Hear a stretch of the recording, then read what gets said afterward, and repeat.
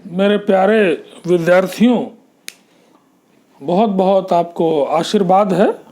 और इस वीडियो के क्रम में आज मैं फिर आपके साथ आपके लिए एक टॉपिक लेके आया हूँ जो इनऑर्गेनिक और ऑर्गेनिक दोनों में ही इम्पॉर्टेंट है, और नाम उसका है हाइब्रिडाइजेशन।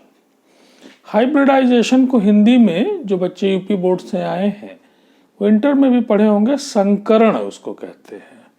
लेकिन हम लोग कोशिश करेंगे कि शब्दों को हम लोग इंग्लिश में ही प्रैक्टिस में रखें, राइट। हाइब्रिडाइजेशन की डिफिनीशन हम लोग बाद में अभी डिस्कस करेंगे। पहले हम लोग देखते हैं एक उदाहरण से, है ना, कि CH4 मॉलिक्यूल है, मीथेन, कार्बन का एटॉमिक नंबर 6 है। अगर इसका ग्राउंड स्टेट कॉन्फ़िगरेशन आप देखें, ग्राउंड स्टेट कॉन्फ़िगरेशन मीन्स कि जो उसका नेचुरल कॉन्फ़िगरेशन होता है इलेक्ट्रॉनिक, तो 1s2, 2s2 और 2p2, और इसको हम हुंड्स रूल से और आउबाउ प्रिंसिपल और पॉली डिफ्यूजन प्रिंसिपल, जो तीनों प्रिंसिपल हमने आपको पढ़ाए हैं, उनसे अगर आप इलेक्ट्रॉनिक कॉन्फ़िगरेशन करें तो आप पाएंगे 1s2, 2s2, 2p2 and this is, ये जो सेल है बाहरी सेल है, पहली सेल में 2 इलेक्ट्रॉन है, बाहरी सेल में 4 इलेक्ट्रॉन है। और बाहरी सेल को हम लोग क्या कहते हैं? वैलेंस सेल कहते हैं। ये शब्दों को जानना है। वैलेंस सेल, एक शब्द में बोलेंगे वैलेंस सेल। जैसे एक उदाहरण में कि भाई ये बड़े जानकार हैं, बड़े ज्ञानी हैं, बड़े सब्जेक्ट में इनको आता है, एक शब्द इनके लिए बोलिए ज्ञानी है। ऐसे ही आउटर मोस्ट जो सेल है उसका नाम है वैलेंस सेल, क्योंकि सारी वैलेंसी वहीं से आती है। तो ये वैलेंस सेल है, इसका इलेक्ट्रॉनिक कॉन्फ़िगरेशन आप देख रहे हैं कि 2s में 2 इलेक्ट्रॉन है और 2p में 2 इलेक्ट्रॉन है। हुंड्स रूल से ये कॉन्फ़िगरेशन आपका सिंगल इलेक्ट्रॉन होगा, क्योंकि पेयरिंग होगी नहीं जब तक कि कोई भी ऑर्बिटल जो है वैकेंट है। लेकिन कोवेलेंट बॉन्डिंग में हमने आपको बताया है कि कोवेलेंट बॉन्डिंग में जो शेयरिंग होती है वो दोनों तरफ से होती है। दोनों ही पार्टनर जो शेयर कर रहे हैं वो बराबर के इलेक्ट्रॉन शेयर करते हैं, और शेयर्ड इलेक्ट्रॉन फिर दोनों का हो जाता है। और एक इलेक्ट्रॉन की अगर शेयरिंग है तो सिंगल बॉन्ड से हम लोग उसको दर्शाते हैं। 2 इलेक्ट्रॉन की तो डबल बॉन्ड, और 3 इलेक्ट्रॉन की है तो ट्रिपल बॉन्ड, और 3 इलेक्ट्रॉन की जो ट्रिपल बॉन्ड है, मल्टीपल बॉन्डिंग जो अभी तक नोन है, that is the triple bonding. Now here कि आप देख रहे हैं कि एक इलेक्ट्रॉन यहाँ है। शेयरिंग के लिए जो दूसरा पार्टनर आएगा वो यहाँ तो शेयर कर नहीं सकता, क्योंकि यहाँ पे 2 इलेक्ट्रॉन है और किसी भी ऑर्बिटल में 2 इलेक्ट्रॉन हो सकते हैं। तो यहाँ पे 1 इलेक्ट्रॉन शेयर कर सकता है, 1 इलेक्ट्रॉन यहाँ शेयर कर सकता है। यहाँ शेयरिंग नहीं होगी कोवेलेंट, क्योंकि दोनों तरफ से शेयरिंग होनी है। तब क्या होगा? तब जरूरत के हिसाब से ये हमारा जो ग्राउंड स्टेट कॉन्फ़िगरेशन कार्बन का है, कार्बन बॉन्ड बनाने के लिए CH4 में एक्साइटेड स्टेट में जाएगा, और तब उसका 1 इलेक्ट्रॉन यहाँ से जम करके कहाँ चला जाएगा? यहाँ चला जाएगा, जो हम आपको दर्शा रहे हैं। और फिर जो हाइड्रोजन है, 4 हाइड्रोजन जिनका कॉन्फ़िगरेशन 1s1 है, वो लोग यहाँ क्या करेंगे? शेयरिंग करेंगे। तो एक तरह से आप देखें कि यहाँ पे क्या होगा? 1s का हमारे 2s के साथ शेयरिंग होगी, यहाँ पे 2p x के साथ होगी, 2p y के साथ होगी, 2p z के साथ होगी, और तब आपका जो शेयरिंग होगी वो अलग अलग अमाउंट आप दिखाई पड़ रहा है। लेकिन जब आप बॉन्ड लेंथ को नापेंगे CH4 में, तो चारों ही बॉन्ड की बॉन्ड लेंथ क्या समान है, बॉन्ड स्ट्रेंथ क्या है, समान है, जो एवरेज है। तब एक कॉन्सेप्ट आया, एक सोचा गया कि वास्तव में हुआ क्या है। हुआ ये है कि अलग अलग जो ऑर्बिटल्स हैं, ये मॉलिक्यूल बनने के दौरान इनकी सबकी एनर्जी क्या हो जा रही है? मिक्स हो जा रही है, आपस में मिक्स हो गई है, और रीडिस्ट्रीब्यूशन जो है वो फिर से स्टार्ट हुआ है।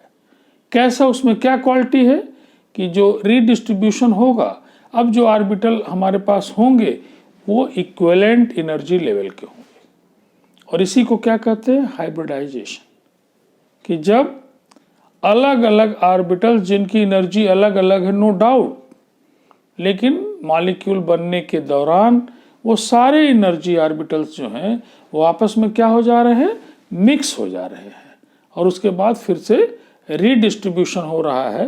कैसा रीडिस्ट्रीब्यूशन हो रहा है, बराबर की एनर्जी लेवल्स का, और इस घटना को क्या कहते हैं, हाइब्रिडाइजेशन कहते हैं।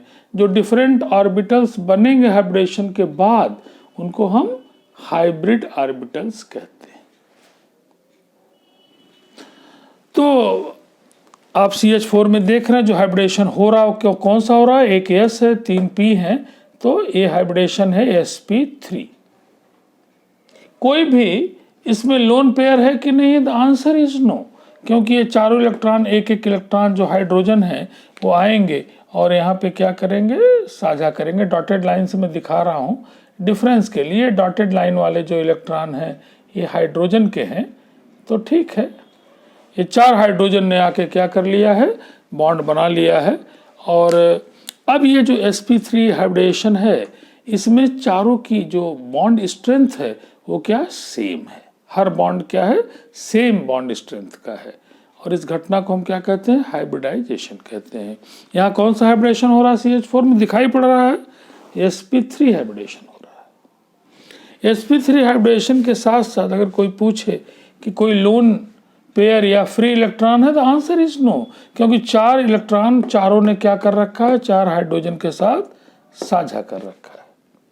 तो ये हमारा sp3 हाइब्रिडेशन है। अब दूसरा तरह तरह के हाइब्रिडेशन मैं आपको आज बता रहा हूँ। कई तरह के हाइब्रिडेशन है, sp है, sp2 है, sp3 है, sp है ना, और हमारे पास sp3d है, sp3d2 है, sp3d3 जो आपके कोर्स में है। पहला हाइब्रिडेशन हम लोग चर्चा कर रहे हैं sp हाइब्रिडेशन के एक एग्जाम्पल के साथ, और वो एग्जाम्पल हमारा है BeF2।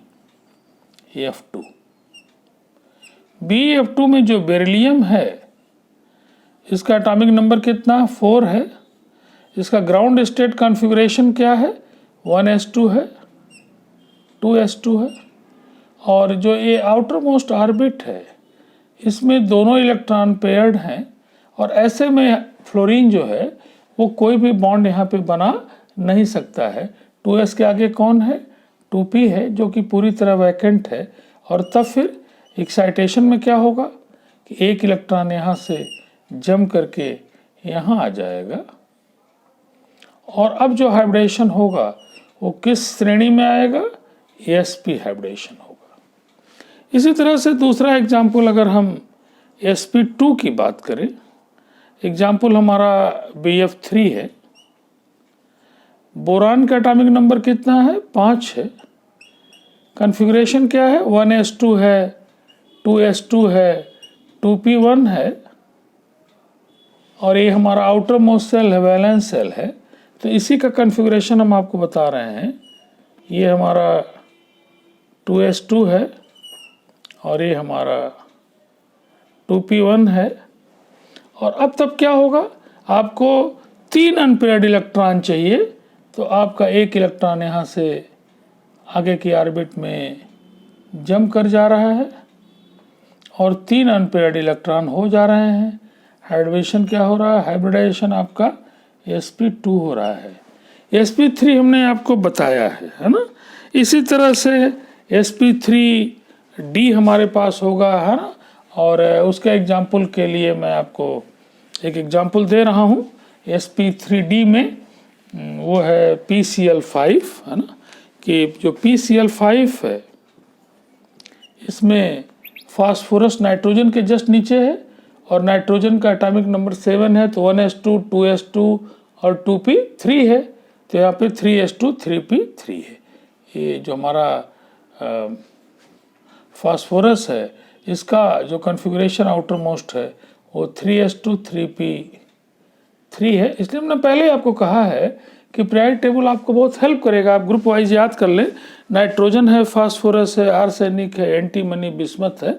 तो अगर आपको बिस्मथ का भी चाहिए तो एटॉमिक नंबर भले उसका ना आपको याद हो, इसका कॉन्फ़िगरेशन भी काफ़ी बड़ा होगा, टाइम लगेगा, लेकिन अगर आपको पीरियोडिक टेबल याद है तो it is very easy for you कि नाइट्रोजन जिसका एटॉमिक नंबर 7 है, आप कॉन्फ़िगरेट कर सकते हैं 1s2 2s2 2p3, तो वहाँ 2s2 2p3, यहाँ पे 3s2 3p3, इसके नीचे 4s2 4p3, लाइक दैट।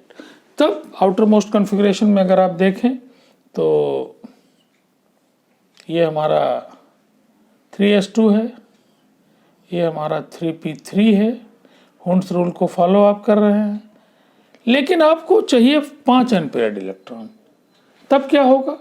तब आपके पास एक्साइटेड स्टेट में एक इलेक्ट्रॉन यहाँ से जम कर जाएगा और यहाँ ऑलरेडी अनपेयर्ड इलेक्ट्रॉन्स हैं मौजूद, और इसके आगे कौन सा ऑर्बिटल है आपके पास? 3d है, और आप जानते हैं 1 2 3 4, 1 2 3 4 और 5, और तब जो हाइब्रिडेशन होगा वो क्या होगा?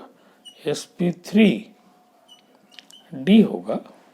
और अगला एग्जाम्पल जो हमारा SF6 है, इसमें इसी तरह से जैसे अभी बताया है ये sp3d2 होगा, और IF7 में जो कि इसी तरह से कॉन्फ़िगरेट करेंगे वो आएगा sp3d3 होगा।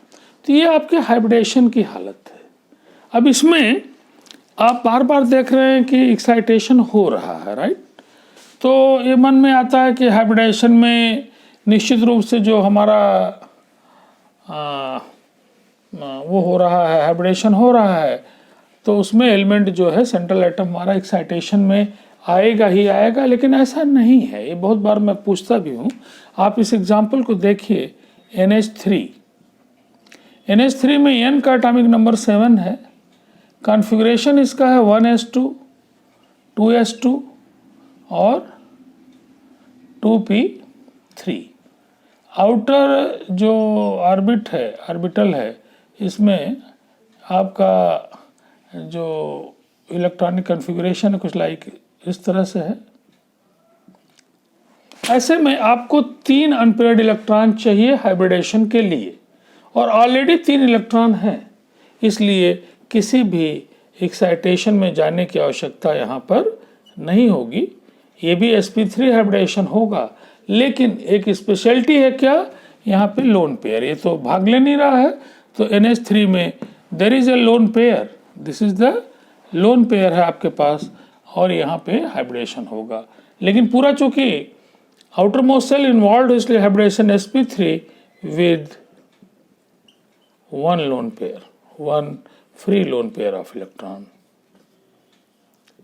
तो बहुत बार ये पूछा जाता है, लोग पूछते हैं। आप जेडीली की बुक में देखें, जब मैं पढ़ता तो 3rd एडिशन था, अब तो 4th 5th हो गया है, उसमें क्लियर कट लैंग्वेज लिखी है कि देयर इज नो नीड, अगर हाइब्रिडेशन हो रहा है ऑटोमेटिक ग्राउंड स्टेट में, उतने अनपेयर्ड इलेक्ट्रॉन हैं, तो there is no need for further excitation की कोई आवश्यकता नहीं हो गई है ना। तो इस तरह से आप देख रहे हैं हाइब्रिडेशन। अब जब आपको हाइब्रिडेशन पता चल गया, तब उसमें एंगल क्या होगा और उसका स्ट्रक्चर क्या होगा, उसके लिए एक थियरी है जो जिसका नाम है VSEPR,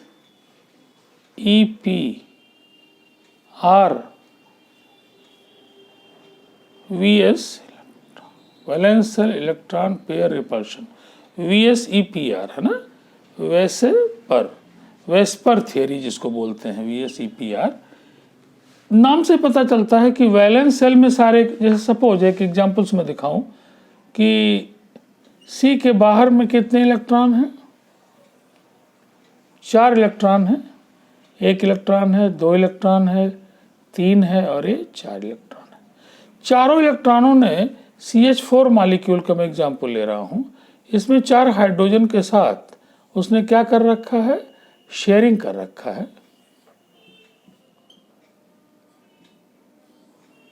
शेयरिंग कर रखा है।